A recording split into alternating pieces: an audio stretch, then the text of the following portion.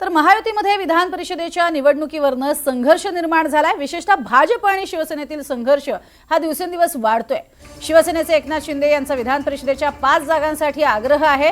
भाजप मात्र त्यांना जागा सोडायला तयार नाही अशी माहिती आहे। त्यामुळे महायुतीत काही जागांवरचा तिढा कायम आहे आणि काही ठिकाणी बंडखोरी होत मैत्रीपूर्ण लढती होऊ शकतात असंही कळतंय।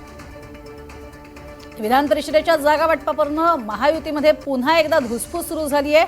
12-4-1 अशा फॉर्म्युल्यावरती चर्चा अंतिम टप्प्यात आहे।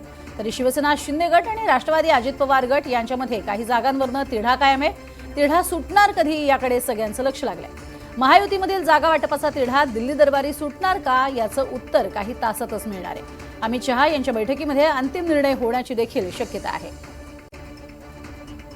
तर विधान परिषदेसाठी भाजपमध्ये रस्सीखेच होतीये। 12 जागांसाठी 48 जणांची नावं ही समोर आलेली आहेत। केंद्रीय नेतृत्वानं प्रत्येक जागेसाठी 4 नावं मागवली आहेत। तर 48 नावांवरती चर्चा होणार आहे। यादी घेऊन रवींद्र चव्हाण हे दिल्लीमध्ये दाखल झाले। तर रवींद्र चव्हाण सकाळी राष्ट्रीय अध्यक्ष नितीन नबीन यांची भेट घेतील। त्यानंतर अमित शहा यांच्यासोबत एक महत्त्वाची बैठक पार पडेल आणि मग कदाचित नावांवरती शिक्कामोर्तब होईल।